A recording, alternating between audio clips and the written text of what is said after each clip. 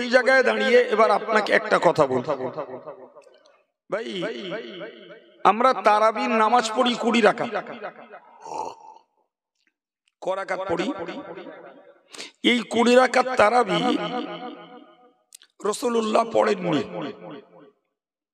এই 20 রাকাত তারাবির প্রথা চালু করেছেন হযরত ওমর ফারুক রাদিয়াল্লাহু আনহু, যিনি রাসূল কর্তৃক ঘোষিত দ্বিতীয় নম্বরের জান্নাতের সুসংবাদ প্রাপ্ত সাহাবী। সুবহানাল্লাহ। তিনি 20 রাকাত তারাবি চালু করে বললেন, হাযিহি নি'মাতুল বিদা। এটি যদিও নবীর জমানায় ছিল না, নতুন তৈরি, তবু এটা উত্তম বিষয়। কি বিষয়? তাহলে যারা 20 রাকাত তারাবি পড়ছেন বা পড়েন, তারা নবীর সাহাবী ওমর ফারুকের তাবেদারি করেন। কথা বলছেন না কেন? যারা 20 রাকাতের পরিবর্তে 8 রাকাত পড়ে, কি 20 রাকাতের পরিবর্তে 12 রাকাত পড়ে, এরা নিশ্চয়ই হযরত ওমরের থেকে আরো বেশি বুঝদার। যেজন্য হযরত ওমরের বিধিবদ্ধ 20 রাকাত তারাবির পরিবর্তে তারা 8 রাকাত পড়ে। কি বলবেন? আচ্ছা, নবী যে বলেছেন যে তোমাদের জন্য জরুরি হলো আমার সাহাবাদের তরিকাকে মান্য করা, তাহলে যারা 20 রাকাত পড়ছেন তারা নবীর সাহাবী হযরত ওমর ফারুক প্রথাগত সেই 20 রাকাত তারাবিকে তাবেদারি করছেন। যারা ওটাকে পড়ছেন না, তারা নবীর হাদিসকে অগ্রাহ্য করে সাহাবাদের থেকেও নিজেদেরকে বেশি বুঝদার ভাবছেন। আর এদিকে নাম বলছেন আমরা আহলে হাদিস। কি নাম বলছে? আহলে হাদিস। জি, আমরা সবাই জানি শরীয়তের 4টি দলিল, একটি কোরআন, আরেকটি হাদিস, তৃতীয়টি হলো ইজমা, চতুর্থটি হলো কিয়াস। শরীয়তের প্রথম দলিলের বুনিয়াদ হলো কোরআনে, না কোথায়? কথা বলছেন না? কোরআনে। তাহলে যারা নিজেদেরকে পরিচয় দিচ্ছেন আহলে হাদিস বলে, তাদের কাছে আমাদের জানতে ইচ্ছা করে তোমরা আহলে কোরআন হওনি কেন? উচিত ছিল আগে আহলে কোরআন হওয়া। কোরআন বাদ দিয়ে আহলে হাদিস নাম নিলে কেন? যদি সত্যি তোমরা হও আহলে হাদিস, তাহলে বলো নবী যখন হাদিসে বলেছেন আমার সাহাবীদের নীতিকে, রীতিকে, প্রথাকে তোমরা জরুরি ভাবে মান্য করো, তাহলে তোমরা তারাবির নামাজ 20 জায়গায় 8 রাকাত কেন পড়ছো? তাহলে নাম বাজিয়েছো আহলে হাদিস, আর কামটা আহলে খবিসের মতো। এই ফালুক ফালুক করছেন, মেজাজটা আমার খারাপ হয়ে যাচ্ছে। এ কথার দাম দেওয়ার মুরদ আপনাদের নেই।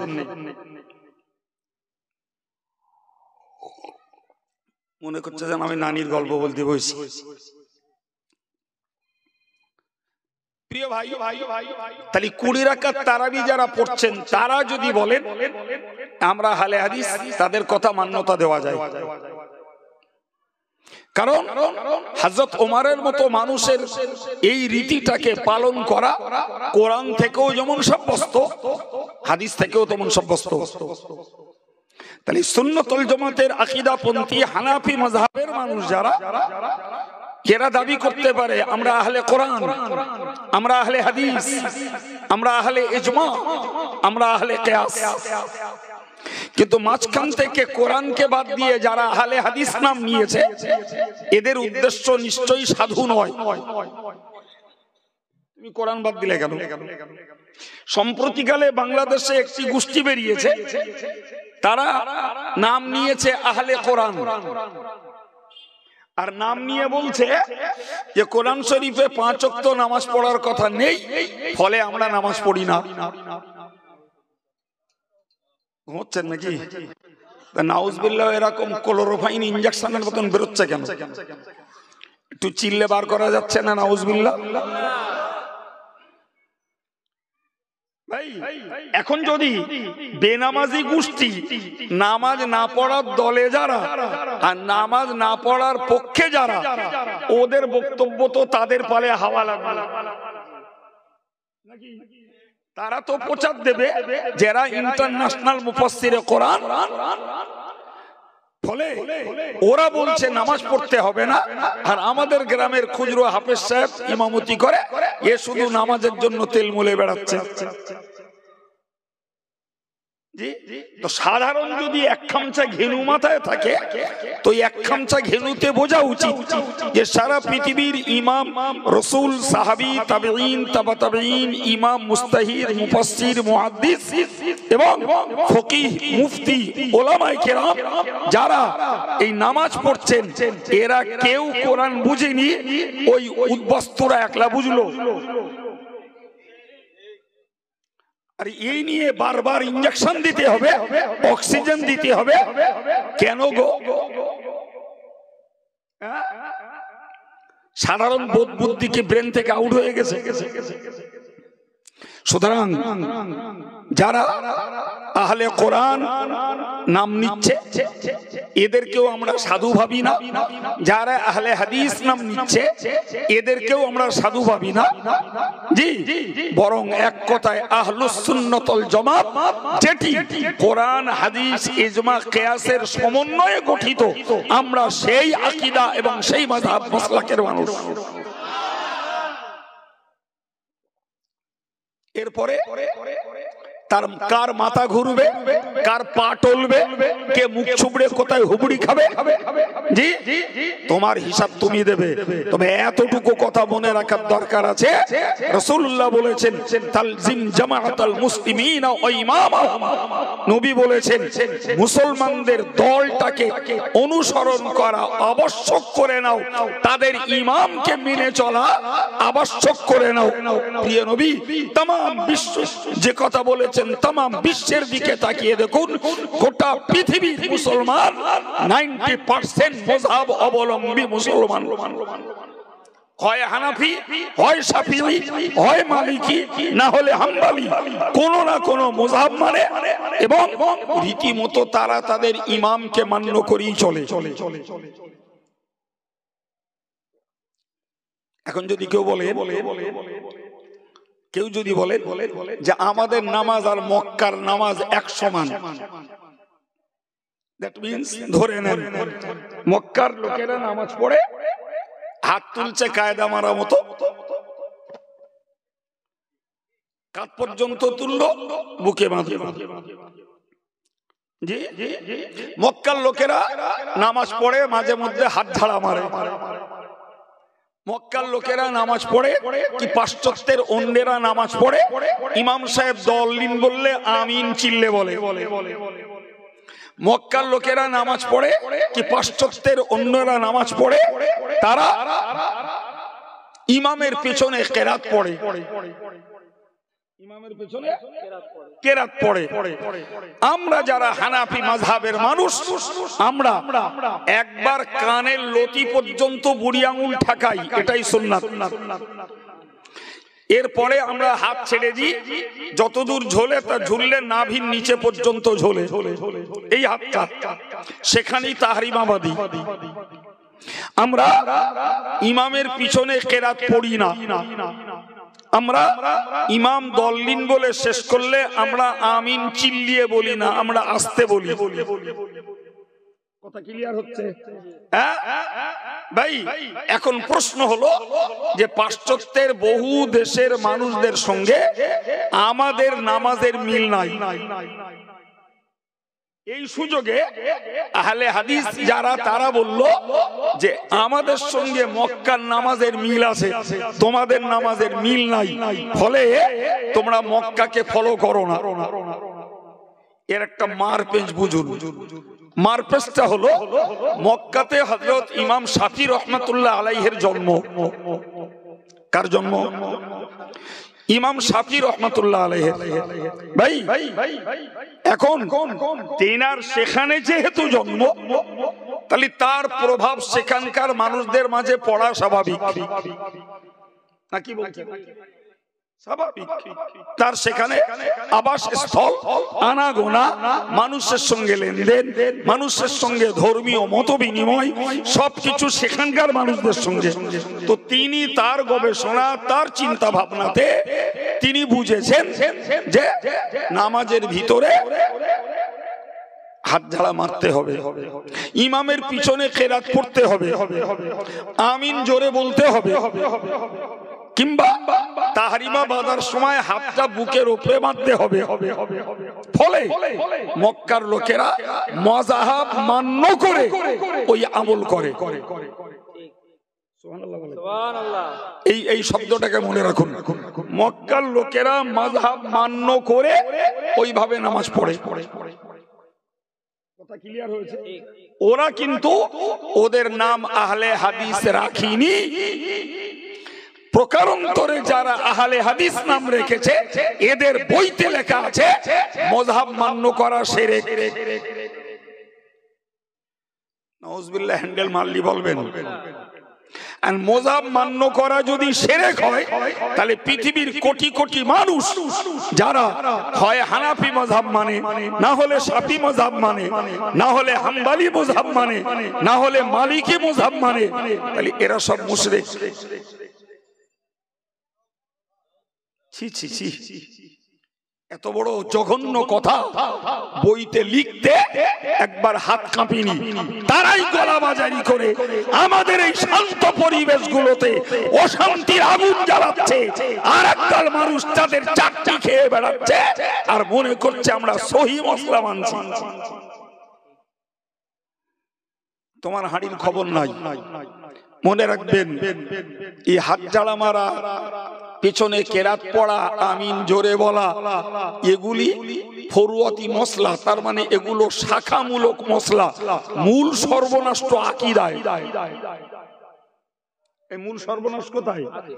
আরে বাবা, আকীদা যদি ঠিক থাকে তাহলে এই শাখামূলক মতভেদ, এগুলো ইস্তেহাব, এগুলো গবেষণা, এগুলোর ক্ষেত্রে ছাড় পাওয়া যেতে পারে।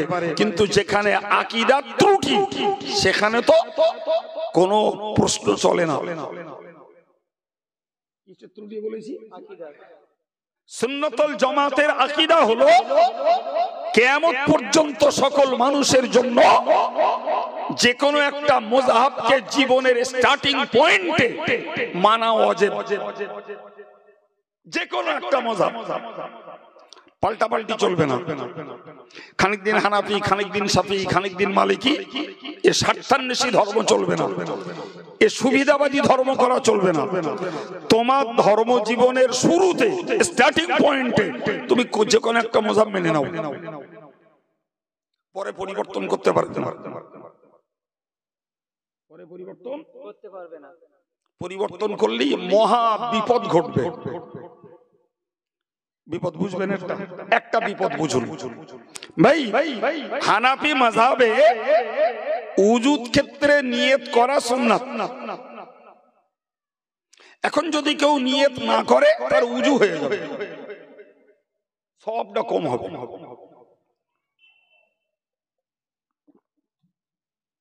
শাফি মাযহাবে নিয়ত করা ফরজ,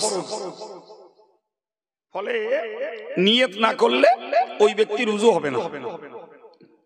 এখন মনে করুন, একজন লোক 50 বছর বয়স পর্যন্ত তিনি হানাফি মাযহাবে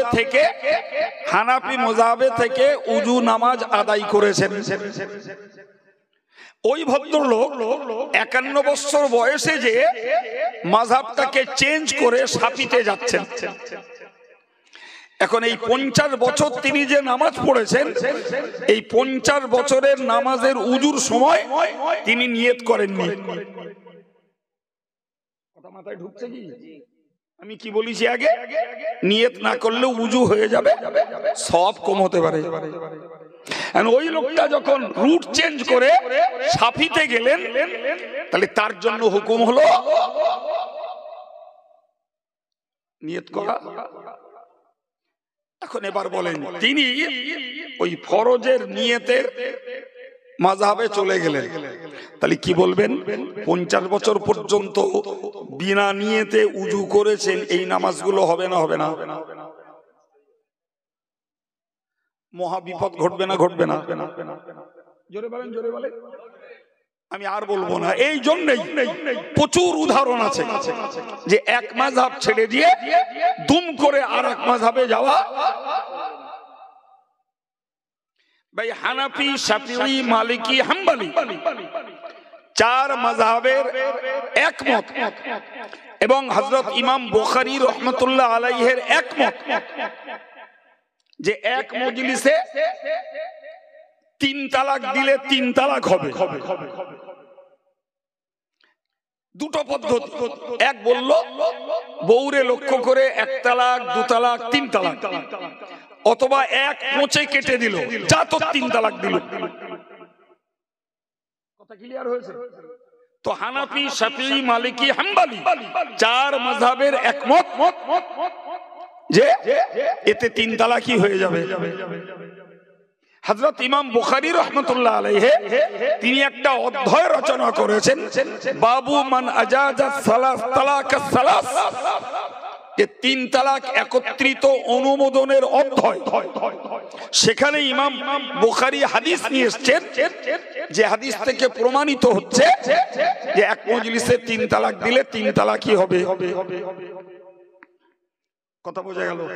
এখন ধরে নেন হানাফি মাযহাবের একটা ছেলে বউ তালাক দিয়েছে, রাগ সামলাতে পারিনি। এখন ও দেখেছে যে আমি যদি হানাফি মুফতির কাছে ফতোয়া নিতে যাই, তো হানাফি মুফতি এক কথাই বলে দেবে যে তোমার স্ত্রী 3 তালাক হয়ে গেছে, বিনা তাহলিলে ওই স্ত্রীকে নিয়ে ঘর করা হারাম। তাহলিলের মানে কি? ইদ্যত পার করে ওই ছেলেটা, ওই মেয়েটাকে অন্য ছেলের সঙ্গে বিয়ে দিতে হবে, সেই স্বামী ওর সঙ্গে একবার হলেও সহবাস করবে, তারপরে তালাক দেবে, তার ইদ্যত পার হবে, তারপরে প্রথম স্বামী তাকে আবার নিতে পারবে। 6-7 মাসের কেস। কথা বুঝতে পারছেন কি? এখন এ দেখলো যে আমার দুটো বাচ্চা 6 মাস এইভাবে সাফার করা, কষ্ট করা বড় অসম্ভব। অতএব এখন সুবিধাবাদীর পথ দেখতে যে ও দেখলো ইউটিউব খুলে দেখছি ইন্টারন্যাশনাল মুফাসসিরে কোরআন অমুক মাদানি, তিনি আহলে হাদিসের নেতা, তিনি বললেন যে এক মজলিসে 1 কেন, 2 কেন, 3 কেন, 300 তালাক দিলেও 1 তালাক হবে। এ দেখলো এর ফতোয়া নিলি বউ বেঁচে যাবে। দুম করে হানাফি মাযহাবের লোক জীবনের 20 বছর 40 বছর হানাফি মাযহাবের উপরে আমল করে এসেছে, দুম করে ফিরে গেল বউ বাঁচানোর জন্য আহলে হাদিসের দলে। কি বলবেন? এটা ধর্ম করা না নফসের পুজো করা? জোরে বলে, এটা ধর্ম করা না স্বার্থের পুজো করা? এই জন্য মশলা হলো তুমি জীবনের স্টার্টিং পয়েন্টে একটা মাযহাবকে মেনে নাও বাবা। তুমি শাফি, সারা জীবন শাফি করো। তুমি হানাফি, সারা জীবন হানাফি করো। তুমি হাম্বলি, সারা জীবন হাম্বলি মাযহাব মান্য করো। যে তুমি মালিকি, সারা জীবন মালিকি মাযহাব মান্য করো। এই 4 মাযহাবের সমন্বয় হলো সুন্নাতুল জামাত। সুবহানাল্লাহ। আর একটু জোরে বলুন সুবহানাল্লাহ। এই জন্য ফুরফুরা পীর সাহেব কেবলা তার ওসিয়তনামায় বলেছেন 4 মাযহাব। কি বলেছেন? এর বাংলা মানে হলো 4টে মিলিয়ে একটা মাযহাব, তার নাম সুন্নাতুল জামাত। মতভেদ মসলাতে, মতভেদ আকীদায় নয়।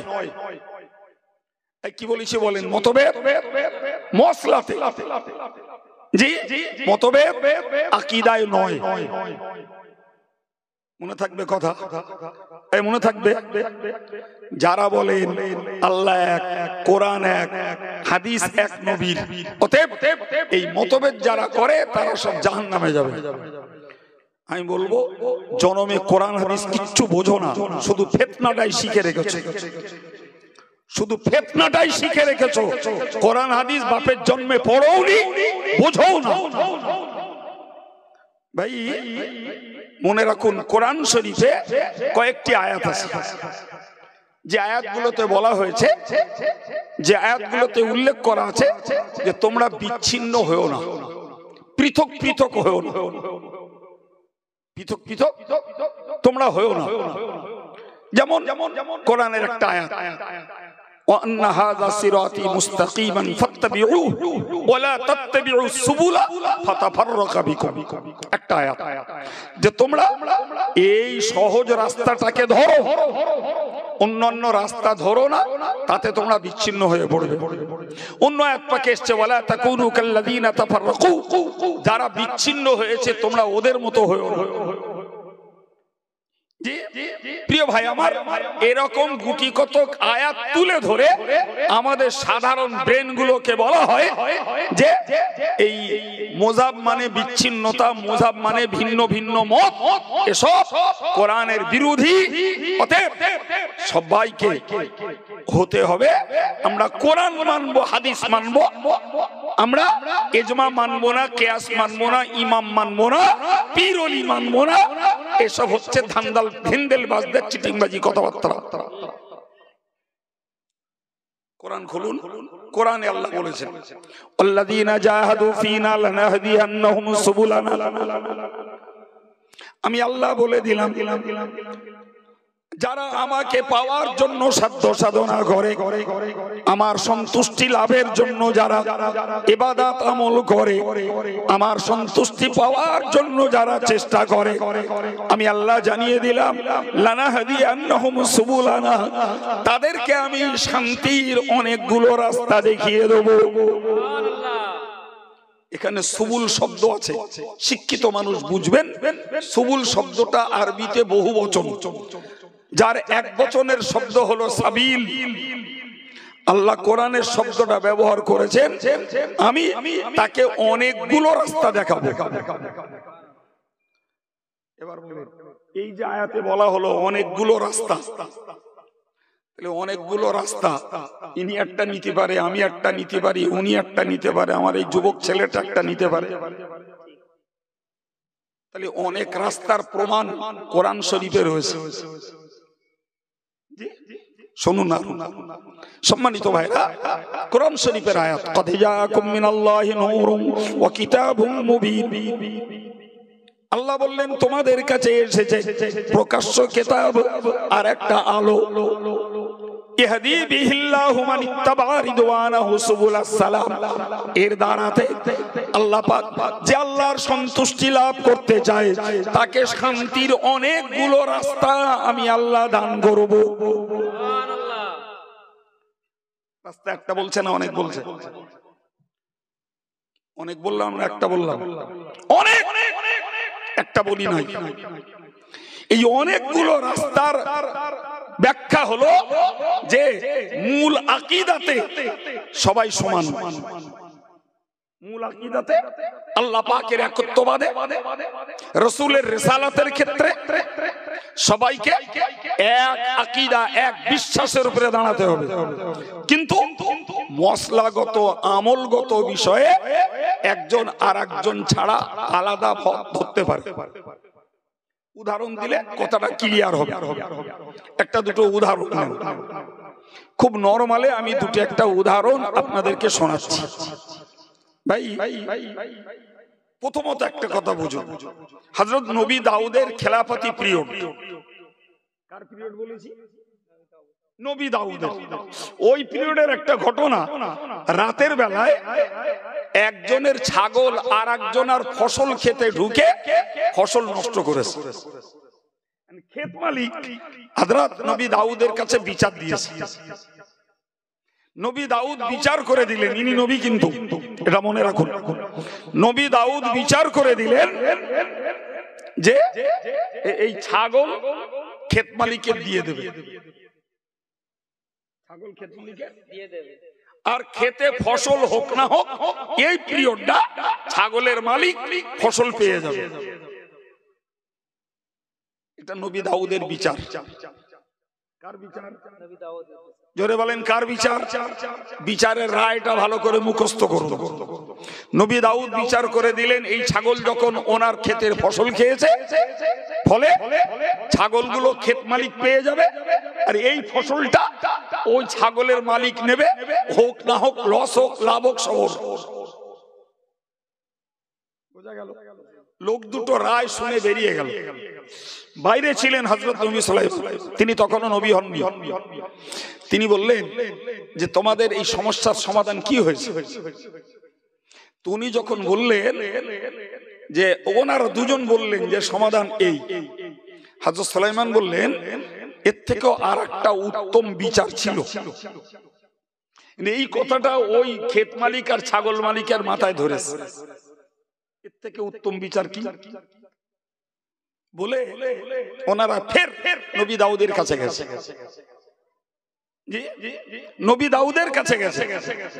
নবী দাউদ আলাইহিস সালামের কাছে যে বলল, হুজুর আমরা আপনার কাছ থেকে রায় নিয়ে চলে যাচ্ছিলাম, তো ওই বাইরের একটা নওজোয়ান ছেলে, বরং কিশোর, বয়স 11 বছর,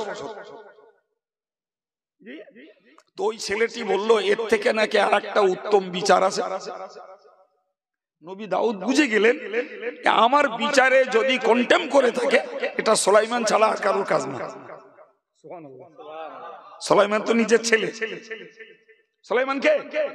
নিজের ছেলে, তার বিচার বুদ্ধি খবর নবী দাউদ রাখেন। সুলাইমানকে ডাকলেন, ডেকে বললেন তুমি এদের বিচারের ব্যাপারে কি বলেছো? হযরত সুলাইমান বললেন যে আমি যেটা বুঝছি এর থেকে উত্তম বিচার হলো এই ছাগল ক্ষেত মালিকের দায়িত্বে যাবে, আর এই ছাগলের মালিক ওই ক্ষেতের পরিষেবা দেবে। যতদিন ক্ষেতটাকে আগের মতন সাজিয়ে গুছিয়ে না দিতে পারে, ততদিন এই ছাগলের দুধ বাচ্চা যা হবে ক্ষেতের মালিক নেবে। আর যেই ক্ষেতটা আগের মতন আবার গড়ে উঠবে, ছাগলের মালিক ছাগল ফেরত পাবে, ক্ষেতের মালিক ক্ষেত ফেরত পাবে। কথা ক্লিয়ার? এই বিচার বুঝতে অসুবিধা হয়েছে? আমার আল্লাহ বললেন ওকুন্না লিহুকমিহিম শাহিদিন, তাদের এই বিচারের ব্যাপারে আমি আল্লাহ সাক্ষী ছিলাম। সুবহানাল্লাহ। তাহলে নবী দাউদের বিচারটাও সঠিক, নবী সুলাইমানের বিচারটা তার থেকে আরো ভালো। এখন এই দুজন নবী বাপ বেটা দু রকম বিচার করলেন। এই বিচারের যে মত পার্থক্য, এটা দোষের নয়। দোষের হলে আল্লাহ নবী দাউদের বিরুদ্ধে কোনো অ্যাকশন নিতেন। তাই কিনা বলেন? জি, শেষ পর্যন্ত নবী দাউদ সুলাইমানের বিচারটা কি সমর্থন করলেন। ভাই এই জাতীয় যে মতভেদ, এগুলো দোষের নয়। এগুলো কি দোষের নয়, এগুলো চিন্তা চেতনার পার্থক্য। কিসের পার্থক্য? জি প্রিয় ভাই, আমি আপনাকে খুব নরমালে কথাগুলো বলছি, শুধু আপনাদের মতন সাধারণ ব্রেনটাকে বুঝিয়ে দেওয়ার জন্য।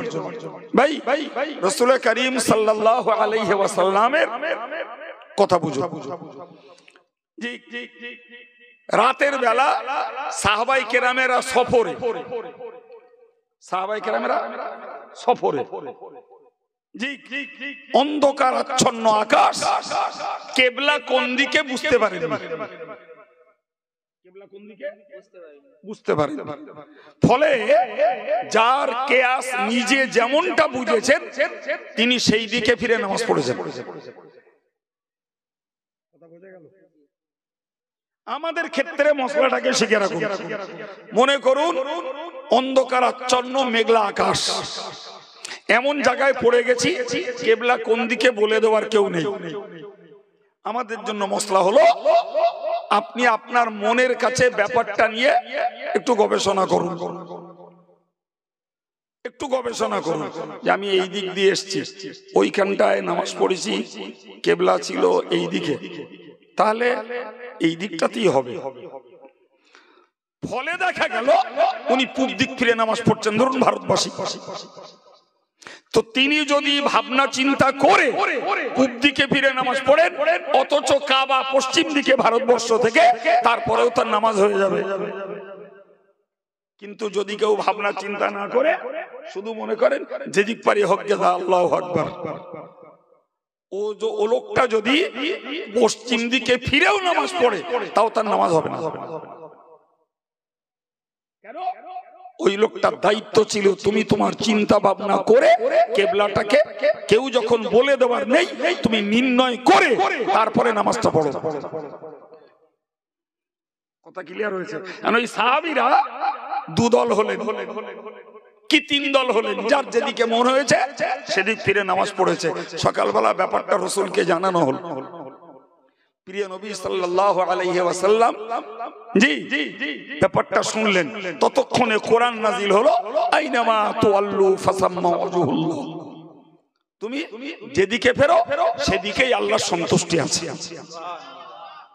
কারণ তুমি তো মূলত আল্লাহর সন্তুষ্টির জন্যই নামাজ পড়েছো। তুমি তো ইচ্ছা করে কেবলা থেকে মুখ পরিবর্তন করে অন্যদিকে হওনি। কথা ক্লিয়ার না বাপ? ইচ্ছা করে কেবলা বাদ দিয়ে অন্যদিকে হওনি, কেবলা নির্ণয় করতে পারোনি বিধায় যে যেদিকে ফিরে নামাজ পড়েছো তোমার নামাজে আমি আল্লাহ সন্তুষ্ট। এই যে এক একজন সাহাবী এক এক দিক ঠিক করে নামাজ পড়ে নিলেন, এটা ভিন্ন ভিন্ন মত পার্থক্য হলো না? হলো না? কথা বলেন, কথা বলেন। দোষ হয়েছে কি? দোষ হলে নবী বলতেন তোমাদের কারুর নামাজ হয়নি, সব এখন যখন কেবলা বুঝতে পেরেছো সবাই কেবলার দিকে ফিরে ওই নামাজটাকে কাজা করো। এবার হাদিসে তা নেই। আমি মতভেদ বুঝাচ্ছি ভাই। রাসূলুল্লাহ বললেন খন্দক যুদ্ধের দিন সাহাবায়ে কেরামদেরকে বললেন তোমরা বনু কোরাইজাতে যে না যাওয়া পর্যন্ত আসরের নামাজ পড়বে না। কোথায়? বনু কোরাইজা, একটা পল্লী। কোরাইজা বংশের লোকেরা যেখানে বাস করে একটা পল্লী। রাসূল সাহাবাদেরকে বললেন তোমরা ওই পল্লীতে না যাওয়া পর্যন্ত আসরের নামাজ। প্রতিমধ্যে আসরের নামাজে রক্ত হয়ে গেছে। সাহাবায়ে কেরামদের ভিতরে দুটো দল হয়েছে। এক দলের বক্তব্য রাসূল ওই কথাটা বলেননি আমরা নামাজ কাজা করি এই চিন্তায়, বরং নবী বলেছেন দ্রুত পৌঁছে যাবার জন্য। এখন দেখছি আমরা কোরাইজা পল্লী পর্যন্ত পৌঁছাতে গেলে আসরের নামাজ কাজা হওয়ার ভয় আছে। একদল সাহাবী প্রতিমধ্যে আসরের নামাজ পড়ে নিলেন। আর একদল সাহাবী বললেন কাজা হোক কি সময় থাকুক দেখার দরকার নেই। নবী যখন বলেছেন বনু কোরাইজায় যে আসর পড়তে আমরা ওইখানে যেই পড়ব। মতভেদ না? মতভেদ না? একটু জোরে বলেন বাবা। মতভেদ। তো উভয়ে যখন পৌঁছে গেলেন রাসূলুল্লাহর কাছে ব্যাপারটা পেশ করা হলো। জি যারা নামাজ পড়েননি তাদের বিরুদ্ধে অভিযোগ হুজুর ওরা নামাজ কাজা করেছে। আর যারা পড়েছেন এদের বিরুদ্ধে অভিযোগ হুজুর ওরা আপনার কথা অমান্য করেছে। তাই না বাবা? হাদিস শরীফ এসেছে লাম ইউআন্নিব, রাসূল কাউকে ধমক দেননি। যারা পথে পড়েছে তাদেরটাও, যারা বনু কোরাইজায় পৌঁছে পড়েছে তাদেরটাও, দুটি দলের নামাজকেই রাসূল সমর্থন দিলেন। এগুলো মতভেদ কিনা? জোরে বলে মতভেদ। ভাই আরেকটা কথা বলছি, বনু নজির ইহুদিদের একটি গোষ্ঠী, ইহুদিদের একটি গোষ্ঠী রাসূলুল্লাহ এদের উপরে যখন অবরোধ করলেন তো তারা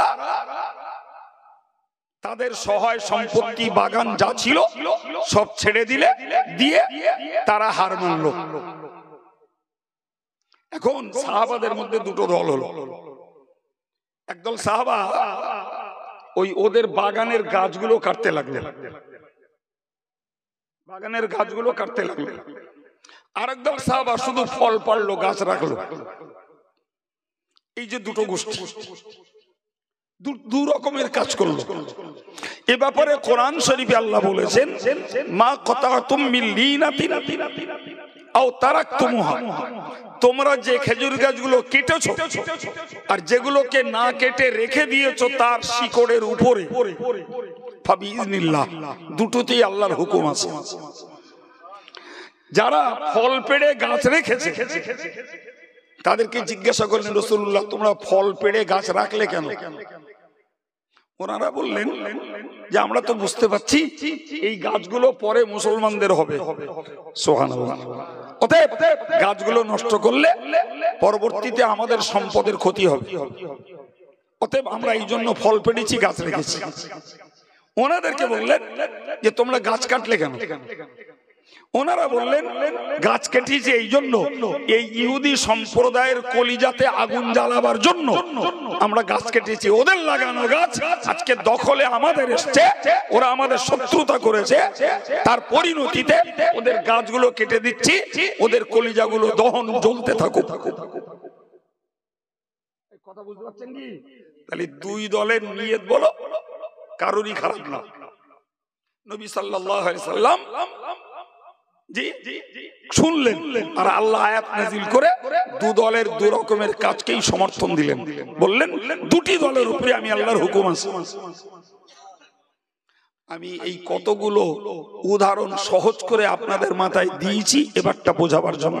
ভাই, হানাফি, শাফিঈ, মালিকি, হাম্বলি চার মাযহাবের ইমাম, ইমাম আবু হানিফা, ইমাম শাফিঈ, ইমাম আহমদ ইবনে হাম্বল, ইমাম মালিক রাহিমাহুমুল্লাহ, চারজনের উসুল তথা মূল থিওরিতে অর্থাৎ আকীদাতে চারজনের কোনো পার্থক্য নেই। জোরে বলে, আকীদাতে চারজন সমান, কিন্তু পার্থক্য হয়েছে এই এতক্ষণ ধরে যা শোনালাম, চিন্তা ভাবনার পার্থক্য, নিয়তের পার্থক্য, উদ্দেশ্যের পার্থক্য। ঠিক এইভাবেই কোরআন হাদিসকে রিসার্চ করে ইমাম আবু হানিফা মসলা দিলেন, যে ইমাম আবু হানিফা রাহমাতুল্লাহ আলাইহি মসলা দিলেন যে নামাজে তাহরিমা বাঁধতে হবে পুরুষদের নাভির নিচে, আর বুকে হাত বাঁধার যে হাদিসটা রিওয়ায়াতটা রয়েছে ওটা মেয়েদের জন্য। সুবহানাল্লাহ বলেন। জি, ফলে হানাফি মাযহাবের যারা পুরুষ তারা নাভির নিচে হাত বাঁধে, মেয়েরা বুকে হাত বাঁধে। ভাই, ইমাম আবু হানিফা গবেষণা করে বললেন যে আমিন আস্তে বলতে হবে, আমিন আস্তে বলতে হবে, ফলে আমরা আস্তে বলি। ইমাম আবু হানিফা গবেষণা করে বললেন যে একটা পিরিয়ডে সাহাবায়ে কেরামেরা কেরাত পিছনে পড়েছেন, পরবর্তীকালে ওই হাদিস মনসুখ হয়ে গেছে, ফলে আর ইমামের পিছনে মুক্তাদিদেরকে কেরাত পড়তে হবে না, কারণ ইন্নামা জুইলাল ইমাম লিউতাম্মা বিহি, ইমাম বানানো হয়েছে ইমামকে ফলো করতে হবে। তাই কথা ক্লিয়ার হয়েছে? জি ভাই, ইমাম শাফি রহমাতুল্লাহ আলাইহি কি ইমাম মালিক রহমাতুল্লাহ আলাইহি গবেষণা করে বললেন যে না, ইমামের পিছনে কেরাত পড়তে হবে। এটা কি মতভেদ? জি, তাহলে মূল আকীদাতে যখন চার ইমামের কোনো গরমিল নেই, চিন্তা চেতনা পার্থক্য হতে যে এক এক ইমাম এক এক সিদ্ধান্তে উপনীত হয়েছেন, এটা দোষ নয়, বরং এর ভিতরেই রয়েছে আল্লাহকে পাওয়ার শান্তির রাস্তা। জোরে বলেন। আমরা ভারতবর্ষের ম্যাক্সিমাম মানুষ হানাফি মাযহাব অবলম্বন করি। দক্ষিণ ভারতের কেরলেরা, তারা ভাই নদী পার হলে ওপারে আরব দেশ, তাদের প্রভাব ব্যবসা সূত্রে কেরলদের সঙ্গে আম্মান, কেরলদের সঙ্গে সৌদিদের সম্পর্ক ছিল। ওই প্রভাবে প্রভাবিত হয়ে কেরলে শাফি মাযহাবের লোক বেশি, কিন্তু তারা মাযহাব মানে। তারা কি মাযহাব মানে? কিন্তু আমার দেশের যারা এই হাত ঝাড়া মারে আর আমিন চিল্লে বলে আর নামাজের শেষে দোয়া না করে উঠে চলে যায়, জি আমার দেশের যারা এরা মোজাব মানে না, উজুম শিরক বলে। এবার বলেন এই বাহ্যিক আমলে মক্কাওয়ালাদের সঙ্গে এদেশের এক শ্রেণীর লোকেদের যদি মিল থাকে, কিন্তু মূল ভিত্তিতে পার্থক্য। তারা মোজাব মেনে ওই আমল করে আর এরা মোজাব না মেনে সেই আমল করে। দুটো দল কি এক? জোরে বলে। সাধারণ লোককে বোঝানোর জন্য যথেষ্ট যে আরবের নামাজের একটা ভিডিও ভাইরাল করা হলো, সেখানে দেখা গেল ইমাম সাহেব বুকে হাত বাঁধছে, ইমাম সাহেব আমিন বলছে, মুক্তাদিরাও আমিন বলছে, তারা হাত ঝাড়া মারছে। অতএব বোঝানোর সুবিধা যে দেখো আমাদের নামাজ যদি সহি না হবে তাহলে মক্কার লোকে কি ভুল নামাজ পড়ছে। আগুনটা কোথায় লাগিয়ে রয়েছে বললো? আকীদায়। তাদের বক্তব্য হলো মোজাব মানা শিরক, আর আমাদের বক্তব্য হলো মোজাব মানা ওয়াজিব। এখন যদি বলেন হুজুর মোজাব মানতে হবে কেন? ভাই আমি মাঝে মধ্যে একটা কথা বলি বাপ, জি আজকেও শেষে বলতাম, হয়তো আগে বলে দিচ্ছি ভাই, এই গুড় আর কাদা দুটোকে যদি একসঙ্গে করে একজন খুব উচ্চ শিক্ষিত ব্যক্তিত্ব, বিরাট শিক্ষিত, জেনারেল নলেজ যেমন থিওলজিতে তেমন বিরাট শিক্ষিত লোক, ওরে দিয়ে বললাম স্যার আপনি এই গুড়টুকু খান, কাদাটা যেন খাবেন না, আর গুড় যেন বাদ না যায়। কোন পণ্ডিত আছে গুড় বাদ যাবে না, শুধু গুড় খাবে আর কাদা খাবে না? ওই কাজটা পারে পিঁপড়ে। পিঁপড়ের কাছে দেন, ও একদম খুঁটে বেছে গুড়টা খাবে, এক সূচের আগা পরিমাণ কাদা খাবে না। কথা বুঝতে পারেননি? তো মুহাক্কিক আলেম যারা, এরা পিঁপড়ের সমতুল্য। কে কাদার সঙ্গে এই গুড়ের সঙ্গে কাদা খাওয়াচ্ছে আর গুড় বাদ দিয়ে দিচ্ছে, তারা বোঝে আপনাদের মতন জ্ঞানী গুণী শিক্ষিত ডিগ্রি হোল্ডার বুঝদার মানুষগুলো ওই কোনটা গুড় আর কোনটা কাদা বোঝার ক্ষমতা আপনাদের নাই। এই জন্য সাধারণ মানুষদের উচিত, বাবা আমি একটাকে ধরে থাকবো, ও যত বড় পণ্ডিত, ইন্টারন্যাশনাল মুফাসসিরে কোরআন হোক আর অমুক মাদানি তমুক মাদানি হোক, আমি অত শত দেখতে চাই না। আমাদের দেশে ধর্ম আদর্শ, ধর্মের রীতিনীতি ছড়িয়েছেন ফুরফুরা পীর সাহেব কেবলা, প্রমাণ করিয়েছেন বসিরহাটের আল্লামা হুজুর। আমাদের জন্য এইটাই মেনে চলা যথেষ্ট। ওরা এই বলতো, তারা এই বলতো, ওরাও তো জ্ঞানী, এই চাটনি যে চেটেছে সে মরেছে। আমার চ্যালেঞ্জ বসিরহাট আল্লামা হুজুরের লেখনী বুরহানুল মুকাল্লিদিন, সাইকাতুল মুসলিমিন, কামিউল মুক্তাদিদিন, কিয়াসুল মুস্তাহিদিন, ফিরকাতুন নাজিন, এই জাতীয় যে বইগুলো সব আহলে হাদিসদের বিরুদ্ধে লেখা। কাদের বিরুদ্ধে? আমার এই বাঙালি ভাইরা জি এরা আরবি জানে না, উর্দু জানে না, জানার দরকার নেই। যদি বসিরহাট হুজুরির বাংলা বইগুলো এরা পড়তো, তাহলে এদের কাছে দিবালোকের মতো প্রমাণ হতো যে আমরা যে পদ্ধতিতে যে নিয়মে নামাজ পড়ছি এগুলো যথাযথ হাদিস থেকেই সাব্যস্ত। কিন্তু এরা পড়ে না, যে যখন চাটায় তাই চাটে। ইভেন আমার ঘরের ছেলেরা শিক্ষিতের দাবিদার হয়ে যারা আহলে হাদিসদের বর্তমানের এই প্রোপাগান্ডার তৎপরতা যারা গিলছে, আমি তাদের কাছে বাই হার্ট রিকোয়েস্ট করব, তুমি হানাফি ঘরের ছেলে, আজকে নতুন মত পাল্টাচ্ছ, তোমার তো একবার উচিত ছিল যে দাদা হুজুর তার আলাওলা এবং এই বাংলার 500-র অধিক তার খলিফা, তার প্রধান খলিফা বসিরহাটের আল্লামা বড় মাওলানা, যাদের লেখনীগুলো রয়েছে বাংলা ভাষায়, বাংলার বইগুলো অন্তত পড়ি।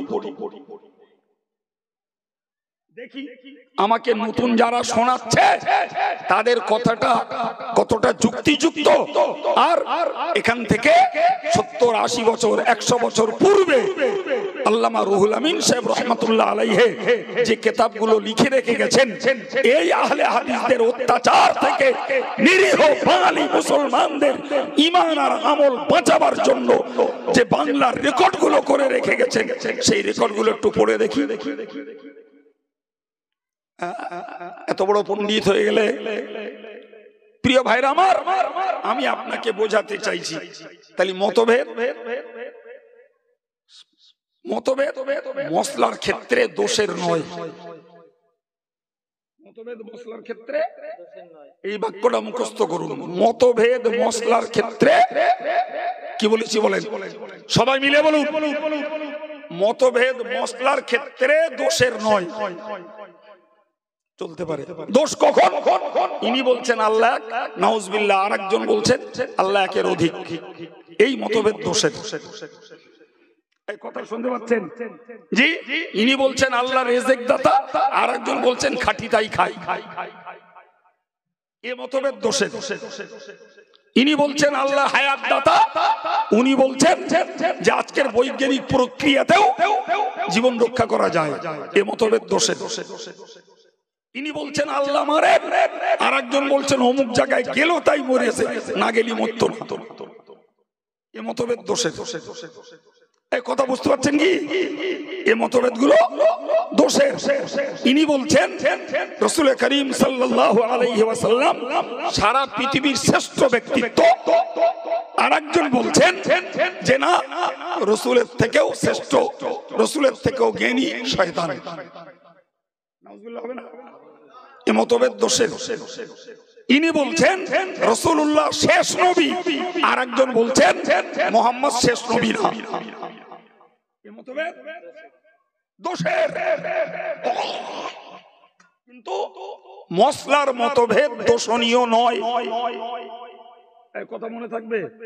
জি ভাই, আমি আপনাকে বলতে চাইছি যে মযহাব মান্য করা কি বলেছি, জোরে বলেন, সবাই মিলে বলেন, মযহাব মান্য করা। মযহাব মান্য না করলে পরে ভাই কোরআন হাদিসের মারপেচ বোঝা কখনো সম্ভব না। অত জ্ঞান বুঝ আমাদের নেই, ইমামদের ছিল, তারা তিল তিল করে সূক্ষ্ম থেকে সূক্ষ্ম বিচার করে তবে তারা একটা জায়গায় উপনীত হয়েছেন। যার চিন্তা যে পর্যন্ত পৌঁছেছে তিনি সেখানে একটা সিদ্ধান্ত নিয়েছেন। কথা বুঝতে পারা গেছে ভাই? মনে রাখুন, অনেকে বলে কোরআন শরীফে আছে আল-ইয়াওমা আকমালতু লাকুম দীনাকুম ওয়া আতমামতু আলাইকুম নি'মাতি ওয়া রাদিতু লাকুমুল ইসলাম দীনা। কোরআনের আয়াত আল-ইয়াওমা আকমালতু লাকুম দীনাকুম, আল্লাহ বললেন আমি তোমাদের ধর্মকে পূর্ণ করে দিলাম। এখন যারা মযহাব বিরোধী তাদের বক্তব্য হলো ধর্ম যখন পূর্ণ তাহলে ইজমা কিয়াসের দরকার কি? এই কথা বুঝতে পারেননি? ধর্ম যখন পূর্ণ তাহলে ইমামদের মানতে হবে কেন? ধর্ম যখন পূর্ণ তাহলে পীর কেন মানতে হবে? এই প্রশ্ন বুঝতে পারা যাচ্ছে? অন্য আয়াত পাকে এসেছে ওয়ানাজ্জালনা আলাইকা তিবয়ানাল লিকুল্লি শাই। জি, আমি আল্লাহ কোরআন নাজিল করেছি এবং তাতে সব বিষয়ের বর্ণনা দিয়েছি। এই জাতীয় কিছু আয়াতকে ভিতরে না ঢুকে বাইরে বাইরে শুধু অনুবাদ পড়ে আর পড়ে বলে ধর্ম পূর্ণ, কোরআনের মধ্যে সব বিষয়ের বর্ণনা আছে, অতএব ইজমা কিয়াস মানা যাবে না, ইমাম মানা যাবে না, পীরলি মানা যাবে না। ভাই এখন বলুন, এই কোরআন বোঝার জন্য তাফসীর পড়তে হয়। কি পড়তে হয়? একদম। তো মুফাসসিরদের কথা যখন পড়লাম তখন দেখলাম সেখানে লেখা আছে ধর্ম পূর্ণ ইজমা কিয়াস সহ। কোরআনে সব বিষয়ের বর্ণনা আছে, তবে কিছু স্পষ্ট আর কিছু রয়েছে অস্পষ্ট। এই অস্পষ্টগুলি ইমামদের গবেষণার দ্বারা প্রমাণিত হবে, তবে ধর্ম পূর্ণ হবে। কথা বুঝতে পারা যাচ্ছে কি? একটা দুটো উদাহরণ নেন, ব্রেনের জট খুলবে। ভাই কোরআন শরীফে আল্লাহ বলেছেন ইন্নামা হাররামা আলাইকুমুল মাইতাতা ওয়াদ-দামা ওয়া লাহমাল খিনজির। আল্লাহ বললেন যে আল্লাহ পাক হারাম করেছেন প্রথমত মরা জিনিস। কি হারাম? জোরে বলেন। মরা। এটা কোরআনে পেলাম।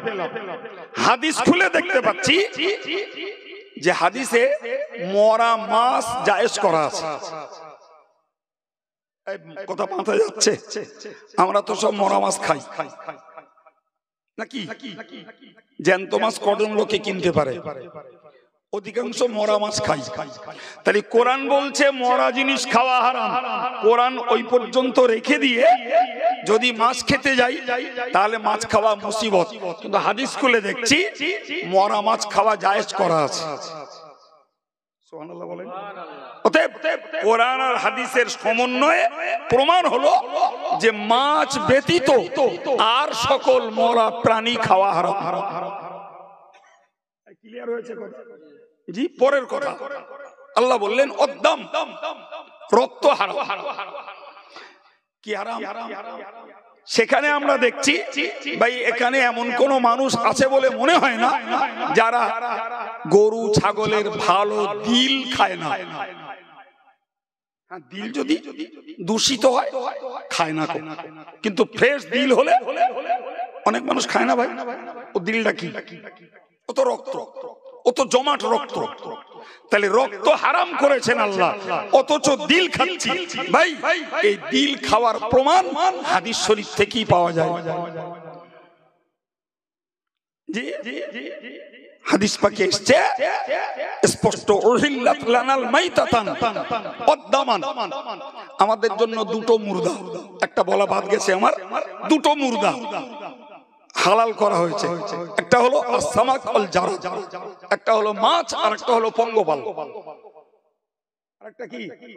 পঙ্গপাল। আর দুটো রক্ত হালাল করা হয়েছে, একটা দিল আর একটা কি বলে বলুন তো? কি বলে? এই কলার মোচার মতন দেখতে। এই দুটো রক্ত খাওয়া হালাল। এর পরের অংশে আল্লাহ বললেন ওয়া লাহমাল খিনজির, শূকরের গোশত হারাম। কি হারাম?